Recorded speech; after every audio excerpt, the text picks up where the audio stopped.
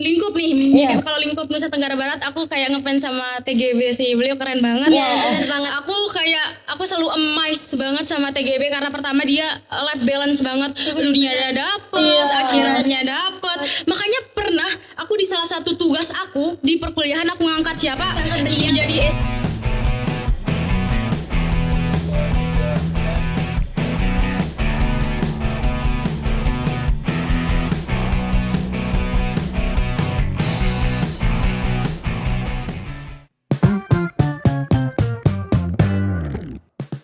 Assalamualaikum warahmatullahi wabarakatuh. Halo semuanya, kembali lagi di podcast A to Z Always Want to Know bersama saya Ratines Arneta Watoni.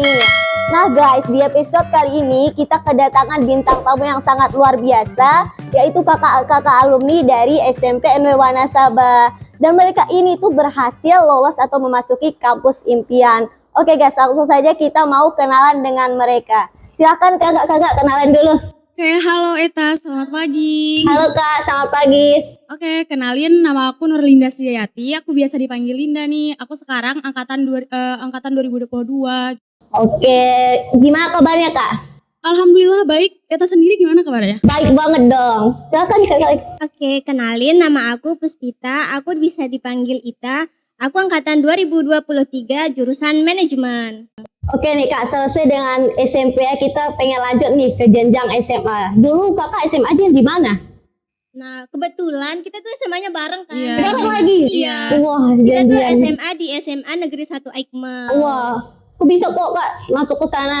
Soalnya katanya tuh susah banget sih sekarang. Nah, gimana nih? Prosesnya gimana tuh?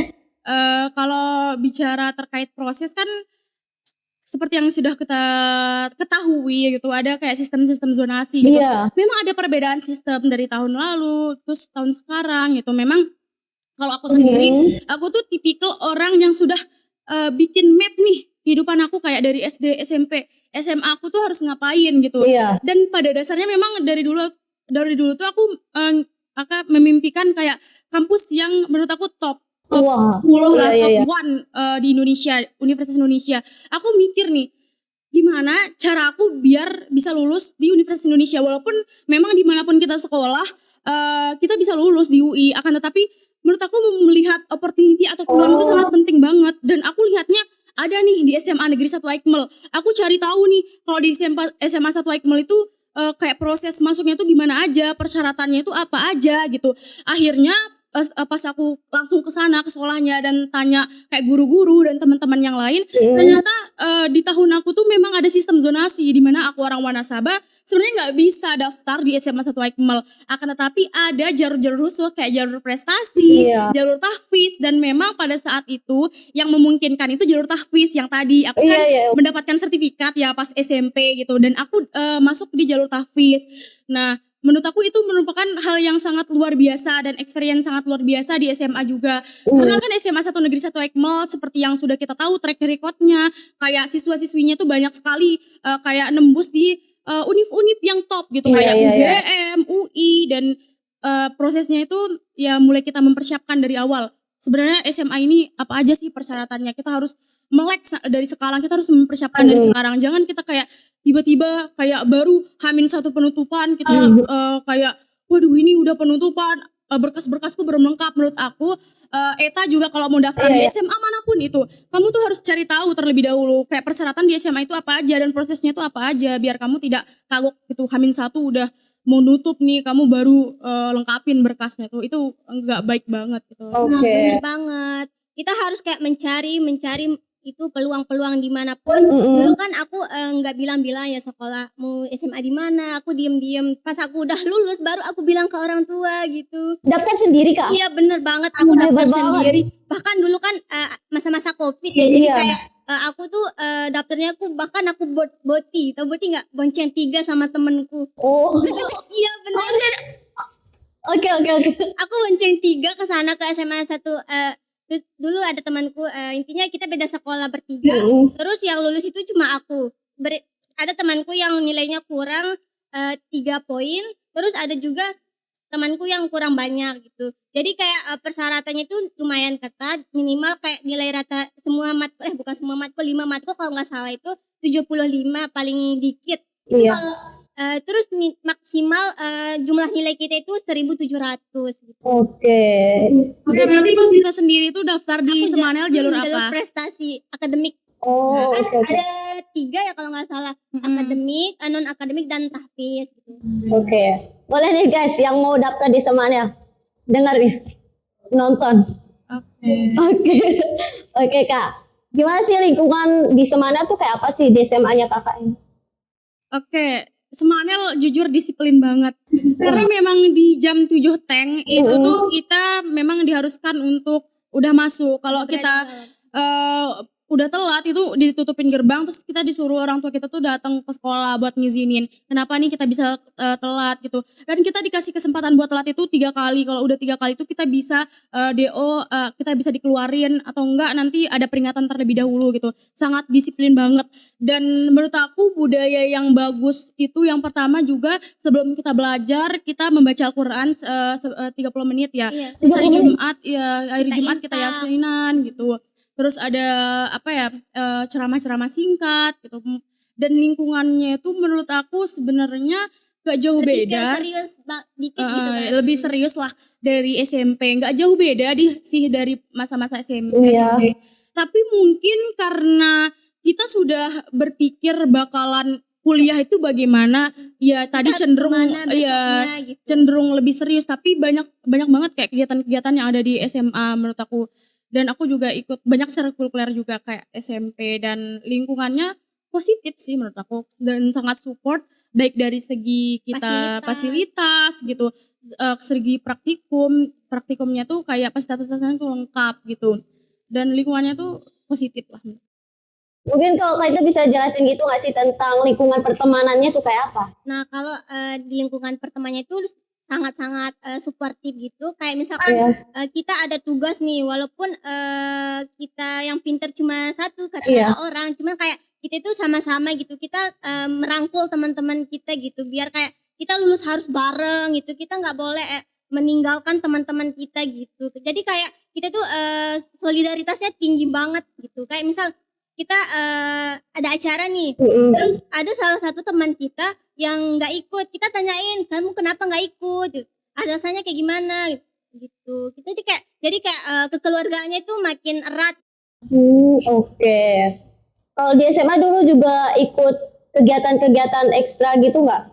Sama seperti di SMP dilanjutin gitu? Ya aku dulu lanjutin PMR, tahfiz sama basket. Nah di kelas 10, tapi pas kelas 11 itu aku lanjutin OSN sama jurnalistik. Wow, bagus juga ya di sana.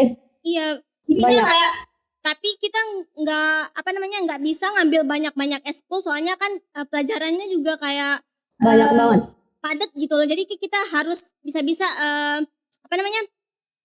disiplin waktu gitu.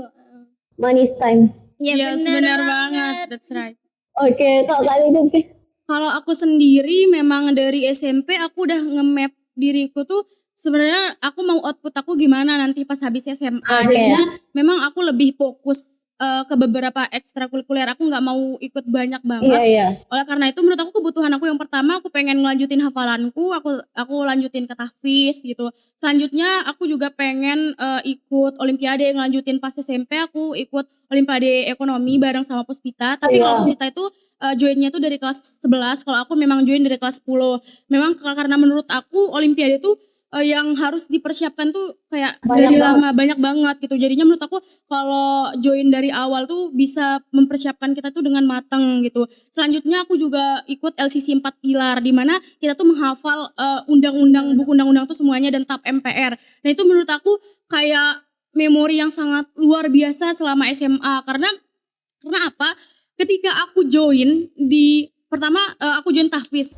Pas aku join tahfiz, dari sisi keagamaan aku udah terpenuhi nih gitu. Terus yang kedua aku join di akademik gitu, yang olimpiade gitu. Nah ketika kita bersama orang-orang yang ambis, orang-orang yang rajin, kita ikut kecipratan rajin juga kan. Nah itu salah satu keinginan aku buat ikut OSN juga, dan memang benar gitu, kayak bertemanan sama anak-anak yang juara umum gitu. Jadi kita juga ikut semangat, dan alhamdulillah juga sempat meraih juara umum di SMA gitu. Wah, Bagus banget. Hebat sekali kakak tadi, Iya, bangga benar. banget. Oke. Oke nih kak, setelah di SMA ya kakak kan lanjut di kuliah nih atau universitas gitu. Gimana sih perasaannya bisa masuk ke kampus impian? Tentunya perasaan itu bahagia banget gitu karena kan kita itu tidak semua orang bisa masuk apalagi top universitas Iya. dulu gitu kan. Jadi kayak mau gimana nangis nangis tapi nangis bahagia gitu loh. Jadi Iya. kayak oh aku ini benar-benar lulus di sini gitu. Jadi kayak nggak nyangka gitu loh kita bisa masuk gitu. Jadi padahal kita kayak di apa namanya anak yang anak apa namanya Anak kolim. bukan anak kolim kayak daerah kita masih terbelakang gitu loh. Gitu sih. Tapi bisa masuk ya. Benar. Misalnya nih kalau kita pengen masuk ke kampus impian, apa aja sih yang harus kita siapkan kak? Atau gimana caranya gitu? Nah, seperti yang udah aku bilang tadi kan, seperti yang sudah aku bilang kayak kita tuh harus memetakan apa aja yang harus kita lakukan gitu. Aku tuh salah satu menurut aku yang aku lakukan dari dulu kayak dia tuh kan continue ya. Nah, aku tuh mempersiapkan kalau aku mau masuk UI, aku harus mempersiapkan apa aja. Yang pertama, aku tuh pengen masuk di jalur rapot. Iya. Tentunya aku harus mempersiapkan nilai rapotku terlebih dahulu. Iya. Yang pertama, aku mempersiapkan nilai rapotku. Nah, nilai rapotku tuh harus baik, harus bagus gitu. Karena memang yang aku impikan itu top 1 university gitu. Tentunya harus, kita kan bersaing dengan orang-orang di luar sana yang mungkin sekolahnya tuh lebih bagus gitu. Yang pertama aku nyiapin nilai rapotku, gimana nilainya tuh harus naik gitu. Dan yang kedua, aku tuh kira-kira aku tuh nanti pas kuliah aku tuh mau mengambil jurusan apa gitu. Terus pas aku udah tanya-tanya ke guru, ke orang tua, ternyata kayaknya aku cocok di akuntansi deh gitu. Karena aku ngerasa juga cukup enjoy belajar pas SMA walaupun memang pada dasarnya pas kuliah sangat berbeda ya gitu. Dan itu pertama menyiapkan nilai rapot, kedua menyiapkan prestasi tambahan kayak olimpiade tadi. Alhamdulillah kami bisa sampai provinsi kemarin pas olimpiade ekonomi gitu. Ya alhamdulillah. Terus menurut aku juga aku sih ikut salah satu pembelajaran online, kita tidak boleh nyebut merek lah gitu, yang sedang tren sekarang gitu. Aku ikut itu dan aku ikut rasionalisasi rapot. Itu tuh penting karena apa? Nah, dengan aku merasionalisasi rapotku, aku tahu nih kira-kira aku memang cocoknya tuh jurusan apa gitu. Terus aku bisa mempersiapkannya dari sekarang. Kira-kira kalau aku ngambil jurusan ini dan kampus ini yang memperkuat aku bisa lulus itu apa gitu. Jadinya memang udah aku siapkan dari awal-awal banget karena aku tuh tipikal orang yang planning banget sih dari awal gitu. Boleh banget ya kita plan-plan gitu. Karena menurut aku kalau kita memang nggak nge-planning dari awal memang agak-agaknya sangat susah karena kita tidak tahu ke depannya tuh kita bakal dihadapkan sama situasi apa gitu. Kalau kita udah nggak ada plan dari awal terus kita udah dihadapin kayak situasi yang sebelumnya kita tidak pernah terpikirkan, itu tuh bakal membuat kita kayak patah semangat, hancur gitu. Dan kita tidak ada backupan planning-planning lainnya gitu ketika kita planning kita tidak tercapai dan terpenuhi gitu. Iya. Oke. Seperti itu aja. Ada nggak sih jalur tes gitu kak? Nah, sebenarnya jalur tes juga banyak, cuman kayak kan kita jalur rapat semua kan, jadi kayak kita sudah nggak bisa ikut jalur tes lagi. Mungkin ini kali ya, nice to know aja untuk teman-teman, untuk Eta atau teman-teman yang ada di rumah. Kalau jalur masuk di perguruan tinggi itu ada 3. Pertama ada SNBP, itu tuh jalur penerimaan berbasis prestasi gitu, kayak rapot gitu. Nah itu tuh nggak semua orang bisa daftar jalur rapot itu, nanti ada pemeringkatan eligible namanya. Nah orang-orang yang termasuk kuota eligible itu yang bisa daftar jalur rapot. Yang kedua ada jalur tes, itu biasa kita bilang UTBK. Dan yang ketiga itu ada jalur mandiri. Nah di jalur mandiri itu setiap kampus tuh kebijakannya beda-beda gitu. Contohnya di UI sendiri tuh kebijakan kampus di mandirinya tuh ada namanya SIMAK UI gitu. Dan memang setiap kampus tuh beda-beda kalau jalur mandiri. Nah ada 3. Nah dan yang terpenting juga misalkan kalau kamu kepengen masuk kuliah lewat jalur rapot, pertama itu pilih sekolah yang akreditasnya itu A. Soalnya kan kuotanya itu lebih besar untuk masuk eligible-nya, kayak 40%. Kalau yang akreditasnya B itu cuma berapa persen? Akreditas B kalau nggak salah 25 ya? Iya, 25%. Jadi kayak kalau kamu udah akreditasnya A, jadi kayak peluang kamu masuk eligible itu lebih banyak. Jadi akreditas sekolah juga penting Iya, banget. sangat penting banget. Oke. Kakak kan udah masuk kuliah nih. Boleh nggak cerita tentang jurusannya itu apa? Oke, mungkin aku ya. Iya. Kan seperti yang udah aku bilang, aku rasa cocok nih di akuntansi, kayaknya lanjutin perkuliahan di akuntansi enak nih. Terus apa namanya, kayak materi-materinya itu bakal lebih relate, bakal lebih praktik lah gitu. Dan ternyata kayak in real life-nya ternyata akuntansi SMA sama perkuliahan tuh sangat-sangat berbeda ya, kayak challenging banget sih menurut aku pribadi ya, anak akuntansi itu. Yang pertama mungkin apa ya, yang kita pelajari selama SMA selama 2 semester akuntansi itu cuma dipelajarin satu pertemuan aja pas perkuliahan. Apalagi akuntansi FEBU itu salah satu akuntansi terbaik kan di Indonesia. Tentunya kayak program-programnya, cara belajarnya, kurikulumnya tuh memang cenderung berbeda dan cenderung ketat dibanding dengan univ-univ lain gitu. Oleh karena itu aku harus menyiapkan effort yang lebih gitu dibanding dengan jurusan-jurusan yang lain mungkin kali ya, walaupun memang setiap jurusan itu memiliki challenging yang berbeda-beda. Dan selama di perkuliahan ini sejauh ini tuh aku disibukkan dengan organisasi dan kepanitiaan dan ikut nyoba-nyoba beberapa lomba gitu dan award apa ya, kayak beasiswa juga gitu. Dan kayak selama perkuliahan menurut aku lebih ke menuju kita dihadapkan ke dunia nyata gitu, kayak dibanding kita kalau sekolah-sekolah kan, kayak perkuliahan itu memang kita tuh nggak ada yang peduli, kita nggak peduli gitu, nggak ada persaingan yang ranking 1, ranking 2, ranking 3, yang penting kita fokus aja kepada diri kita sendiri, karena memang ya nggak ada persaingan gitu sebenarnya. Tapi memang karena apalagi di UI ya, kita dihadapin oleh orang-orang yang sangat ambis, perkumpulan orang-orang pintar dari seluruh Indonesia gitu. Anak-anaknya ambis, terus orang-orangnya itu sangat prestatif gitu. Jadinya kita ikut budayanya gitu. Gimana nih caraku biar bisa mendapatkan nilai yang tinggi? Gimana nih caraku biar bisa berprestasi, biar bisa mendapatkan beasiswa yang banyak gitu. Nah, secara tidak langsung kayak budaya itu terbentuk ke dalam diri kita gitu. Iya. Nah, kalau aku tuh jurusanku itu orang-orang bilang itu jurusan yang nanggung. Nanggung kan? Iya, soalnya kayak manajemen itu kenapa sih ngambil manajemen? Kenapa nggak ngambil akuntansi? Kenapa nggak ngambil teknik industri? Kenapa nggak ngambil psikolog gitu kan? Karena kenapa aku ngambil manajemen? Yang pertama itu cakupannya sangat luas. Jadi kayak kita tuh belajar lebih banyak kayak di akuntansinya ada, kayak operasionalnya ada, psikolognya juga ada. Jadi kayak nggak perlu aku, walaupun kayak orang-orang bilang aku mau jadi HR nih, tapi kamu akan bersaing sama orang psikolog gitu. Aku ngambil operasional nih, tapi kamu akan bersaing sama anak teknik, dia bilang teknik industri gitu. Aku mau ngambil akuntansi nih, kamu akan bersaing sama anak akuntansi, dia bilang. Tapi menurut aku bersyukur banget di manajemen karena kayak kita itu belajar lebih banyak gitu. Nggak satu, fokusnya tuh nggak satu aja gitu. Kita lebih banyak belajar gitu kan. Kayak jangan dengar kata orang gitu Iya, gak bener. sih? Jadi kayak kalau kamu ngambil jurusan ini, jadi kamu harus bertanggung jawab sama jurusan yang kamu ambil. Oke. Kan kakak bareng ini kuliahnya di tempat yang sama gitu kan? Kok bisa gitu? Mungkin Ada janjian gitu sebenarnya atau kita gimana? nggak janjian ya Pus. tapi kayak kayak kebetulan aja.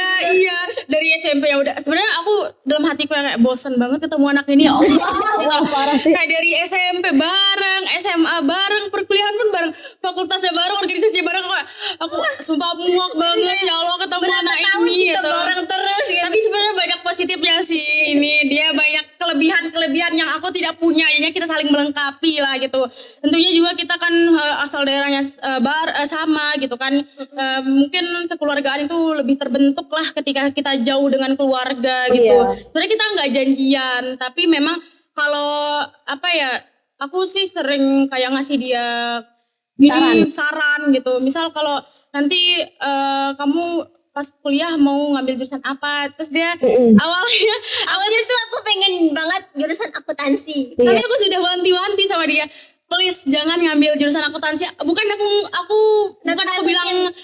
aku bilang kamu nggak mampu, tapi aku pengen mungkin dari segi biar kita jurusan kita beda, lebih banyak pengetahuan.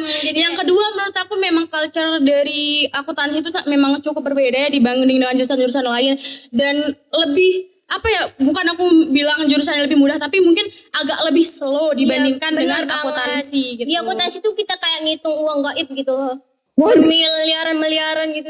Bener kan pendapatan perusahaan itu kan bukan lagi bermiliar kan. Pendapatan perusahaan itu triliun lagi gitu. Memang kayak itu lama-lama kayak orang gila nih gitu. Ngitung uang bertriliun gitu. Tapi uang yang kita hitung mana gitu. Kita nggak pernah megang sama sekali kan. Bener gitu. banget. Kayak belajar teori-teori gitu.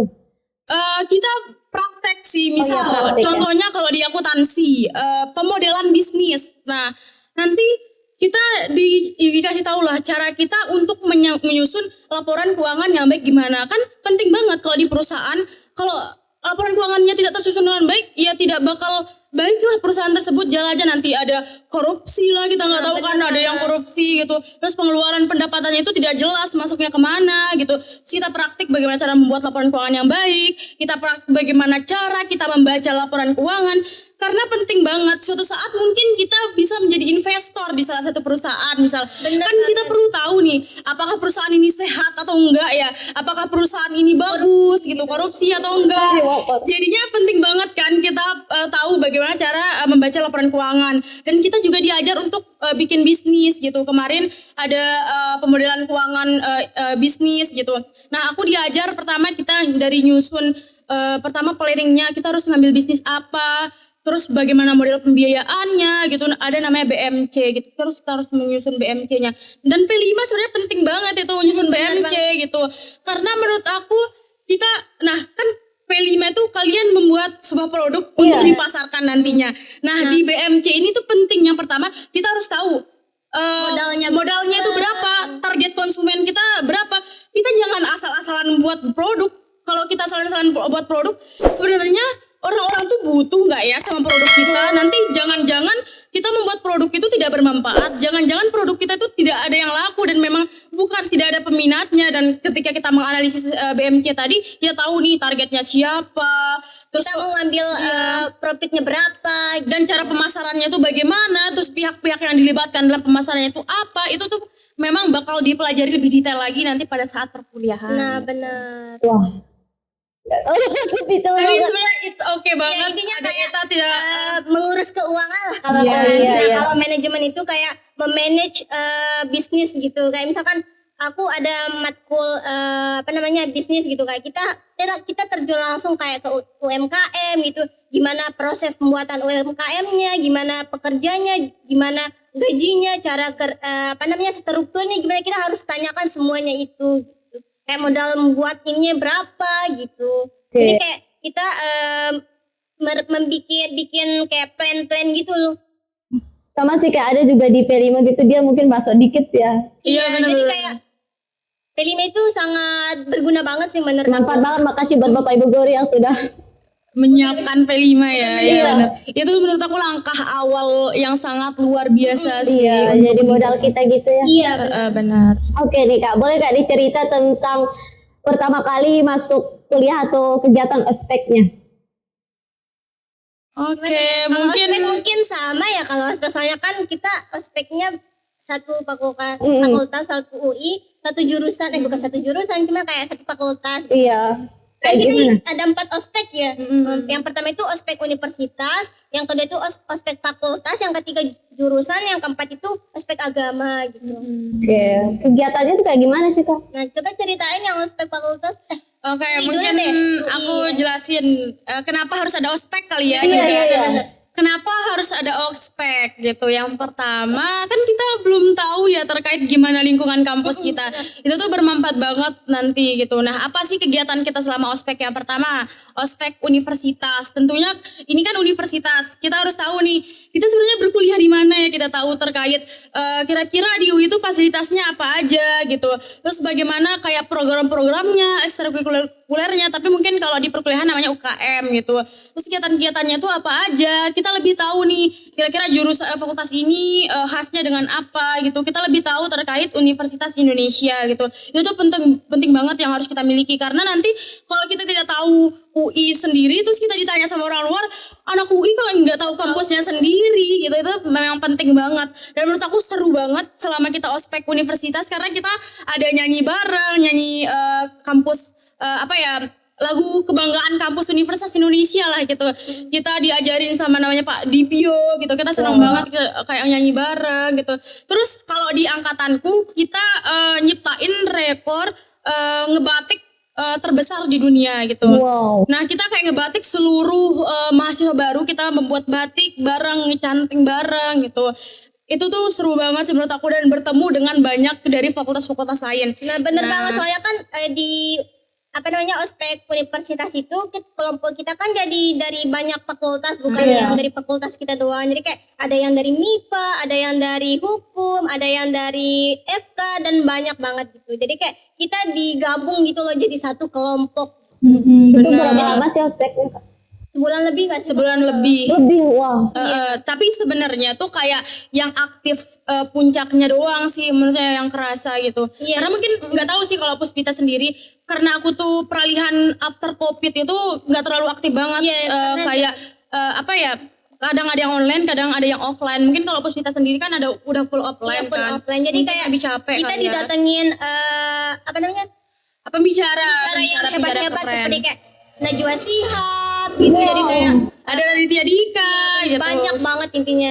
Bisa ketemu karakter gitu. Bener. Kan jadi kayak sekarang tuh kita ketemu artis-artis tuh kayak udah biasa aja gitu. Jadi kayak nggak terlalu wow kita ketemu sama ini gitu kan. Jadi kayak nggak terlalu gitu. Jadi kayak ya udah sih ketemu doang gitu, gini doang gitu. Jadi kayak biasa aja sekarang. Mungkin aku ini kali ya jelasin dikit kayak perbedaan-perbedaan dari ospek-ospek tadi, empat ospek tadi. Yang pertama mungkin untuk ospek universitas itu mungkin fokusnya ke seluruh yang general UI lah gitu.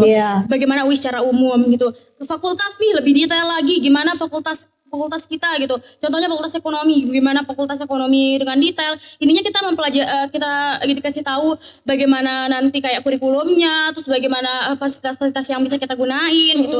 Nah, untuk jurusan lebih detail lagi nih, lebih lingkup jurusan kita aja. Sama-sama jurusan. Kalau fakultas kan semua jurusan yang di fakultas kita. Bisa kalau di UFE kan ada 5 jurusannya. Ada ilmu ekonomi, ada bisnis Islam, ilmu ekonomi Islam, akuntansi, dan ada manajemen. Nah, itu kita bareng itu ospeknya kalau fakultas. Kalau jurusannya udah sesuai dengan jurusan kita, manajemen sama manajemen, terus akuntansi sama akuntansi. Nah, kalau untuk ospek agama itu sesuai dengan agama masing-masing. Memang ada ospek agama Islam di sana juga, ada yang Kristen, terus itu memang ada organisasi-organisasi tersendiri. Dan menurut aku penting banget sih untuk ospek agama, karena biar kita bisa mempersiapkan diri kita lah untuk terjun di kampus gitu, kita untuk menguatkan rohani kita gitu, karena kita nggak tahu ya bagaimana nanti kita ke depannya, arusnya kayak gimana ya arusnya bagaimana, apakah kita orang yang terbawa arus dengan kita mempersiapkan dengan ospek agama adalah pegangan-pegangan kita untuk ke depannya gitu. Oke, ada nggak sih role model kakak-kakak ini kayak idola gitu? Tentu banyak. Kalau aku sendiri untuk role model aku sebenarnya banyak ya. Salah satu role model aku itu kalau lingkup nih, kalau lingkup Nusa Tenggara Barat aku kayak ngefans sama TGB sih, beliau keren banget. Keren banget. Aku selalu amazed banget sama TGB karena pertama dia life balance banget, dunia dapet, akhiratnya dapet. Makanya pernah aku di salah satu tugas aku di perkuliahan aku ngangkat siapa menjadi esai aku mengangkat TGB menjadi esai aku, karena menurut aku pertama aku melihat dari segi dunia beliau itu balance banget. Pertama beliau join politik. Menurut aku kan banyak nih orang yang berprasangka negatif, ulama kok join politik gitu. Menurut aku kalau bukan orang yang alim dan bukan orang yang baik yang terjun di politik itu siapa lagi? Masa kita biarkan negara kita tuh dimasukin sama orang-orang yang tidak baik gitu. Itu menurut aku penting banget. Terus di agamanya kan beliau penghafal Al-Qur'an, alumni Al-Azhar yang sangat luar biasa gitu. Menurut aku kayak keren banget sih. Mungkin itu kalau di Nusa Tenggara Barat gitu aku Aku sangat mengidolakan beliau sih. Tentunya aku juga menjadi role modelku tentunya Nabi Muhammad SAW Iya, gitu. pasti, Beliau dong. keren banget, kayak luar biasa, masya Allah Iya. banget gitu. Dan Walaupun kita nggak pernah ketemu ya, tapi bener banget. Jadi kangen. Iya, kangen sama Nabi Muhammad jadi kangen. Iya bener. Oleh karena itu memperbanyak selawat ya. Iya, iya. benar. Mungkin kalau untuk influencer, Iya, aku influencer siapa? ngefans sama anaknya Ustadz Yusuf Mansur, Wirda Oh Mansur. iya. Aku sih sering ngikutin dia karena dia kayak nyiptain buku gitu. Aku juga suka baca bukunya gitu. Dan memang bukunya tuh keren-keren banget. Dan dia tuh dia bisa mewajahin apa ya, wanita yang solehah yang balance gitu, kayak pendidikannya bagus Iya. gitu. Dan menurut aku amazed sih sama dia. Soalnya aku tuh banyak banget sih ngefans dan menjadikan orang-orang sebagai role model. Jadi gitu. kayak hampir semua yang baik itu jadikan role model gak sih? Ya menurut aku yang penting baik, Baik, ya kita ikutin intinya aja sih. baiknya, terus balance sama dunia akhiratnya, Iya, itu yang paling penting perlu. banget. Oke. Ada culture shock gitu nggak sih Kak pertama kali keluar dari Lombok gitu? Wah, Banyak gak sih Gus? hampir 100% gak sih culture shocknya? Waduh, gimana nih Pus? Siapa nih yang mau cerita? Puspita kali ya, gimana culture shocknya Puspita selama di UI, baru masuk UI gimana ya? Oh, Nah, iya. kan aku kan full offline ya, jadi kayak pas masuknya itu kan belum ada kegiatan, jadi kayak ya udah santai-santai doang. Nah pas masuk ospek gitu kayak tugasnya banyak banget dari tugas universitas, fakultas gitu. Jadi kayak aku tuh hampir sebulan penuh nangis. Jadi kayak belum dapat teman, jadi kayak kan kita kan Iya. dari daerah ya, jadi kayak orang-orang di sana tuh udah dapet teman gitu, jadi kayak temannya pas SMA lah Kak, atau pas rumah gitu, jadi kayak kita tuh sendiri gitu. Terus bahkan untuk berdamai itu butuh waktu yang bukan cukup lama, cuman kayak berjalan aja gitu. Jadi kayak apalagi pas pas udah masuk kuliah ya, jadi kayak kita tuh menganggap dulu kan kita kalau di SMA tuh kayak, oh ya aku udah pinter nih, jadi kayak aku bisa nih. Pas masuk SMA jadi kayak kita tuh kayak, wah kita paling bawah gitu, kayak teman-teman kita udah di atas banget. iya. Kita itu kayak dari dasarnya banget gitu, kayak oh my god gitu. Jadi kayak Bener banget sih. pendidikannya itu sangat beda banget di sini sama di sana. Soalnya kan kalau di sini tuh kayak masih bawah gitu kan. Kalau di sana tuh kan orang-orang tuh kan tiap hari kalau pulang sekolah langsung les gitu kan. Kalau di Iya. sini kan emang sih ada les di sini, tapi kan nggak Jarang terlalu gitu. jarang gitu kan. Kalau di sana kan kayak mereka tuh wajib gitu loh, bukan wajib, kayak keharusan gitu. Jadi kayak gitu deh. Oke. Culture shocknya itu dari segi pendidikan. Kalau lo pernah nggak sih ikut konser-konser gitu di tanah Jakarta gitu? Aku sering Pernah sih, pernah. Kalau aku memang suka. Apalagi banyak konser gratis ya di Ah, UI. enaknya di UI Iya, itu. benar. Banyak sekali privilege yang bisa kita dapatkan di UI. Yang pertama kan karena UI itu letaknya di ibu kota ya, sebenarnya di Depok, tapi deket lah dengan Jakarta gitu, dengan Jakarta. Jadinya apa ya, kayak artis-artis itu sering mampir ke sana. Bahkan kemarin tahu Ibnu enggak?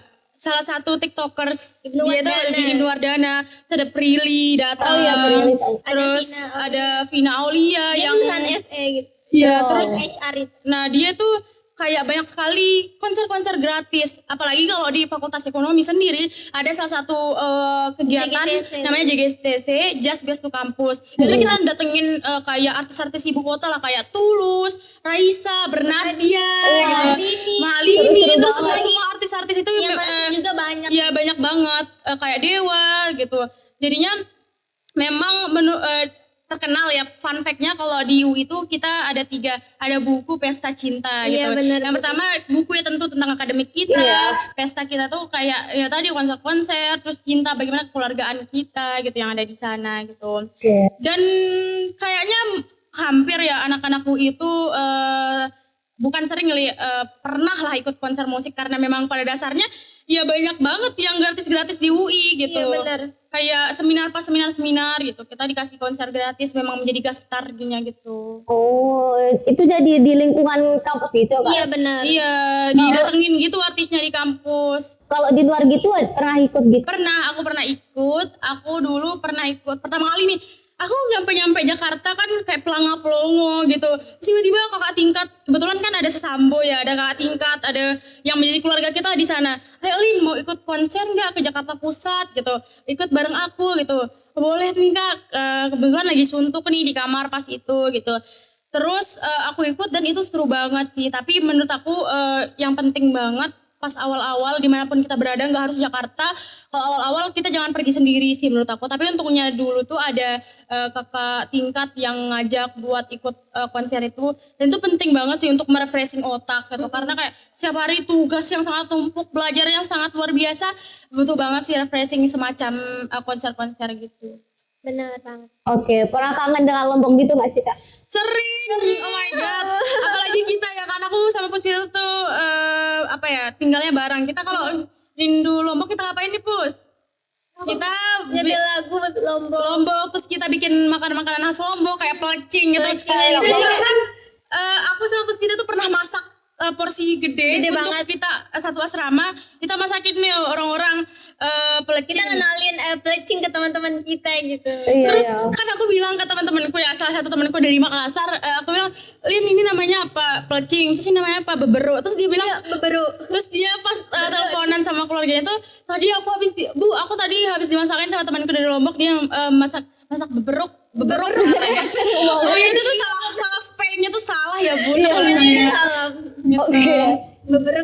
Seru banget sih. Kakak ada program beasiswa gitu gak? Ada. Ada. Kebetulan aku sama Puspita tuh hampir mengikuti program beasiswa yang sama juga. Yang pertama kita ikut namanya KIP kuliah gitu. Mungkin ini nice to know aja, mungkin Iya, benar. bisa bermanfaat untuk teman-teman, untuk Eta terus teman-teman yang ada di rumah. Yang pertama beasiswa KIP kuliah gitu. Pertama ini beasiswa KIP kuliah itu sangat benefitnya tuh sangat luar biasa banget. Sangat banyak banget. Sangat banyak banget. Yang pertama biaya perkuliahan kita semacam SPP itu di cover sama beasiswa ini. Yang kedua kita dikasih uang jajan. Nah, fun fact-nya kemungkinan kita untuk keterima beasiswa KIP kuliah antara di Universitas Indonesia dibanding dengan universitas lain itu lebih gede. Karena apa? Yang pertama, soalnya kalau di Universitas Indonesia itu orang-orang tuh jarang banget nyari beasiswa gitu. Jadi kayak mereka tuh udah kaya gitu. Jadi kayak mereka tuh ngapain ngambil beasiswa? Bahkan dia tuh ada temen aku pas aku belajar, terus dia mau bilang, kamu dapat beasiswa apa? Ngapain aku dapat beasiswa? Aku kan donatur. Dia bilang, oh my god. Atau yang berjalan gak tuh? Iya, bahkan teman-teman aku tuh kan dia tanya-tanya kan aku nguping dikit. Nah, kamu UKT-nya berapa? Aku 32, dia bilang.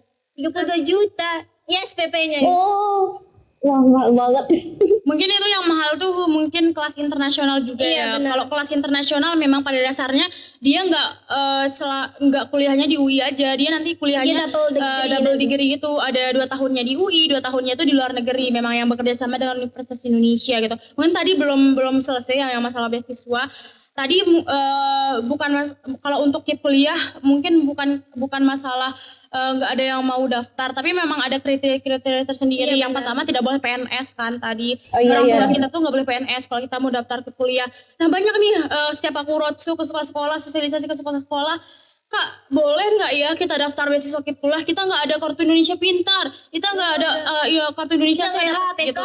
Kita nggak dapat apa namanya bantuan lainnya sebenarnya boleh aja. Aku juga nggak dapat apa-apa dari pemerintah gitu. Bahkan KIP aku juga nggak dapat. Iya, sebenarnya syaratnya tuh cuman orang tua kita tuh nggak boleh PNS, cuman itu aja.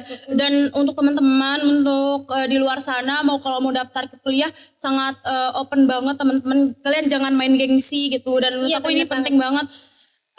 Kapan lagi kita kuliah gratis apalagi di Universitas Indonesia udah dapat gratis uang jajan gitu. Kapan lagi coba itu? Mungkin untuk beasiswa yang kedua kami ikut beasiswa Uni FEB gitu. Itu tuh beasiswa dari para alumni FEB. Memang beasiswa ini tuh salah satu fakultas yang crazy rich bergengsi gitu.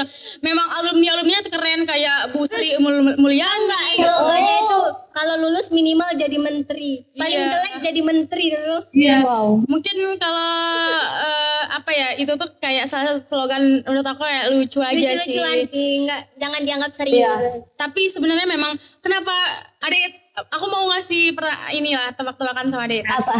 Kan tadi slogannya paling sial jadi menteri. Kira-kira kenapa nih dikatain kok paling sial jadi menteri sih gitu. Kira-kira ada di pikiran Ade Eta itu kenapa ya bisa-bisa Fakultas Ekonomi itu buat slogan yang sedemikian gitu. Mungkin apa ya? Nggak tahu yang jadi menteri. Nggak tahu. Oke, kalau gitu nice to know aja. Kayak banyak sekali alumni dari Fakultas Ekonomi itu menjadi menteri di Indonesia gitu, kayak Ibu Sri Mulyani. Sri Mulyani kan beliau itu Menteri Keuangan. Wow. Mungkin sekarang juga di kabinetnya Pak Prabowo lagi menjabat menjadi menteri. Oke. Kakak tinggalnya di sana kayak apa ya? Kayak misalnya kos atau dom gitu, asrama? Kita kayak rumah gitu loh, kan kita asrama. Iya, sebenarnya ini sih kita tuh dipersiapkan ada asrama UI ya namanya. Oke. Nah, asrama UI itu kita diperuntukkan untuk mahasiswa yang ada di luar daerah gitu. Kalau anak-anak Jakarta tidak diperbolehkan untuk. Aku 2 tahun tinggal di asrama UI. Kenapa aku milih asrama UI? Yang pertama kan aku dari daerah ya. Iya. Aku butuh temen yang cepat nih biar bisa berinteraksi, bersosialisasi untuk bisa survive bareng, bertahan bareng gitu. Nah, kalau kita di asrama UI kan anak-anak dari luar daerah. Kalau kita asrama kan kita tinggalnya bareng ya gitu. Jadinya kita secara tidak langsung cepat akrab sama teman-teman yang ada di asrama. Oke. Yang sekarang ini aku sama Puspita itu lagi ngejalanin beasiswa, salah satunya namanya beasiswa YKM FEB UI gitu.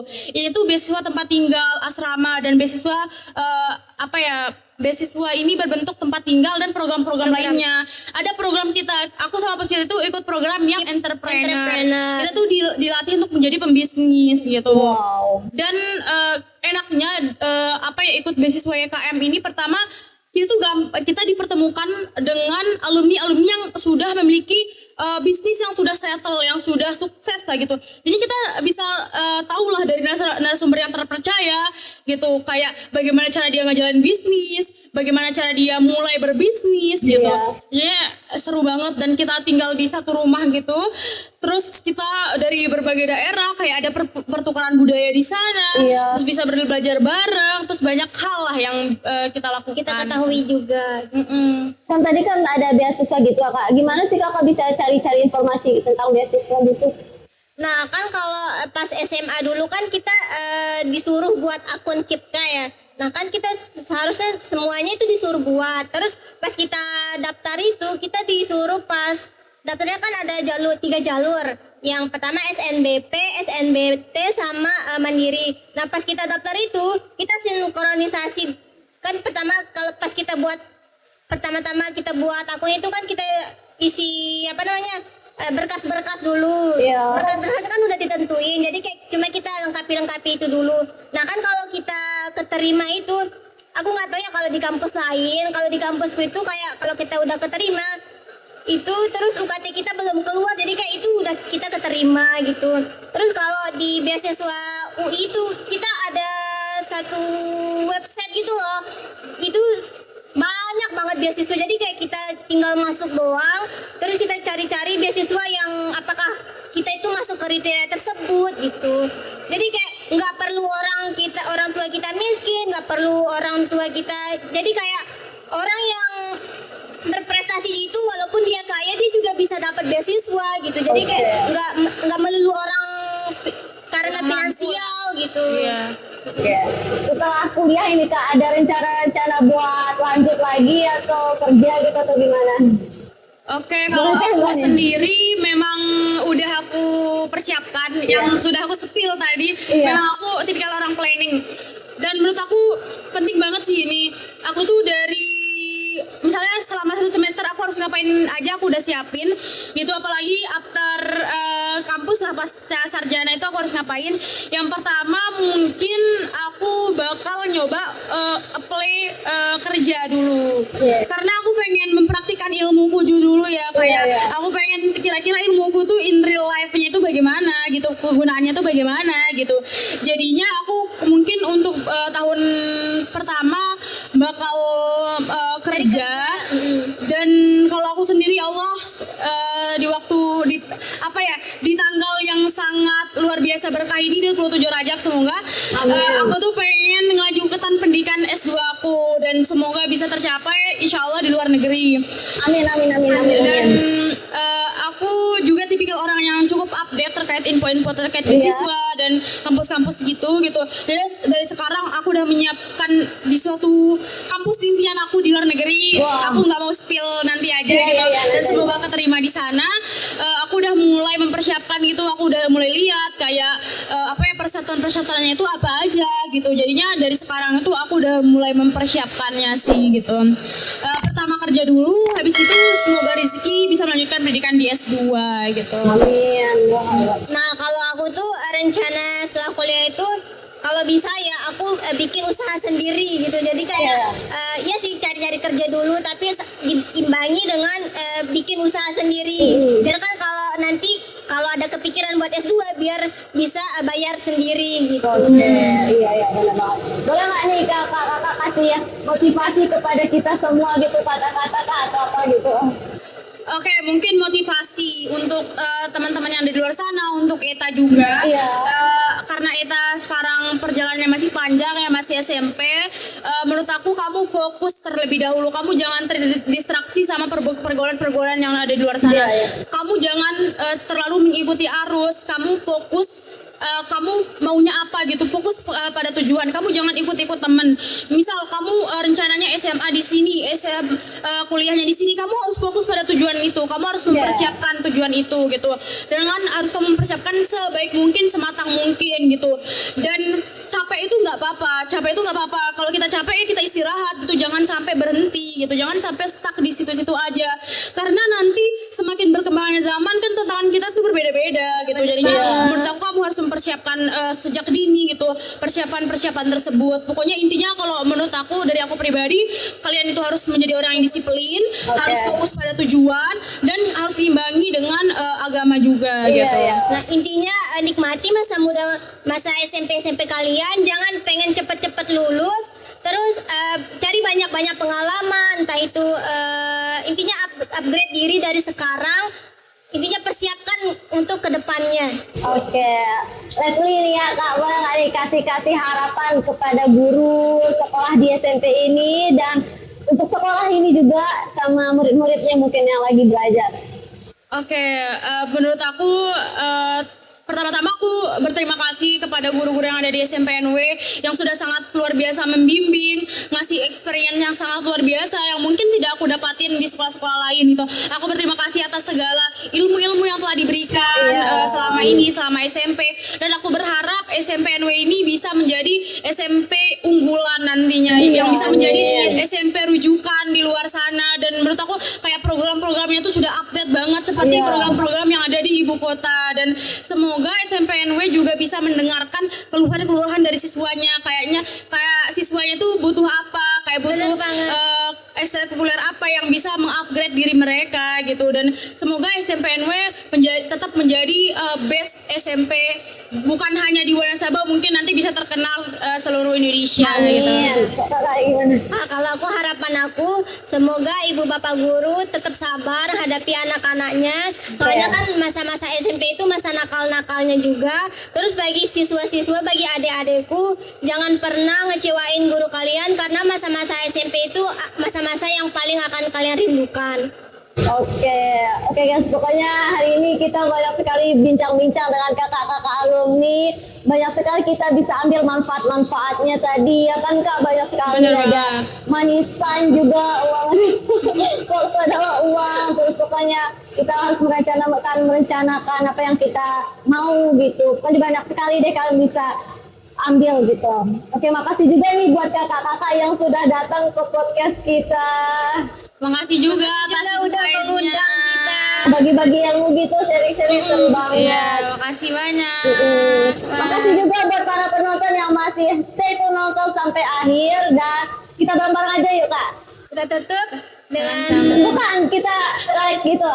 Don't forget to like, comment, and share. Jangan lupa ya teman-teman. Subscribe juga guys. Bye-bye. Assalamualaikum warahmatullahi wabarakatuh. Dadah. See you next time in next video. Yeah.